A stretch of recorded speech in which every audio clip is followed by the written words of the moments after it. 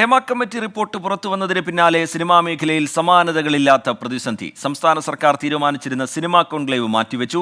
പുതിയ ചലച്ചിത്ര academy chairman ആര് എന്നതിലും അനിശ്ചിതത്വം തുടരുകയാണ്. താരസംഘടനയായ അമ്മയിലെ കൂട്ടരാജി മാത്രമല്ല ചലച്ചിത്ര മേഖലയിലെ പ്രശ്നം. ഭരണതലപ്പത്തും പ്രതിസന്ധി രൂക്ഷം.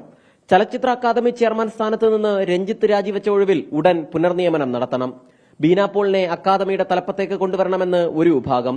എന്നാൽ നീക്കത്തിനെതിരെ ചലച്ചിത്ര അക്കാദമിയിൽ നിന്ന് തന്നെ എതിർപ്പുയർന്നു. സിനിമാ വികസന കോർപ്പറേഷൻ ചെയർമാനായ ഷാജി എൻ കരുണിനെ തന്നെ അക്കാദമിയുടെയും തലപ്പത്തേക്ക് കൊണ്ടുവരാനുള്ള ചർച്ചകളും സജീവം. ആർട്ടിസ്റ്റ് സ്വയം അയാളുടെ സത്വം എന്ന് പറയുന്നത് ഞാൻ ആലോചിക്കുന്നത് അയാൾ മറ്റുള്ളവർക്ക് വേണ്ടി പ്രവർത്തിക്കുക, അല്ലാതെ സ്വയം പ്രവർത്തിക്കുക എന്നുള്ള ഒരു പ്രവൃത്തിയല്ല. നവംബർ 24 നടത്താൻ തീരുമാനിച്ച സിനിമാ കോൺക്ലേവ് വൈകും. സിനിമാ നയരൂപീകരണ സമിതിയിൽ നിന്ന് എം മുകേഷ്, ബി ഉണ്ണികൃഷ്ണൻ എന്നിവരെ മാറ്റണമെന്ന ആവശ്യമാണ് പ്രതിസന്ധി. സിനിമാ നയരൂപീകരണ സമിതി പുനഃസംഘടിപ്പിച്ചേക്കും. അതിനു പിന്നാലെ കോൺക്ലേവിന്റെ തീയതി തീരുമാനിക്കും.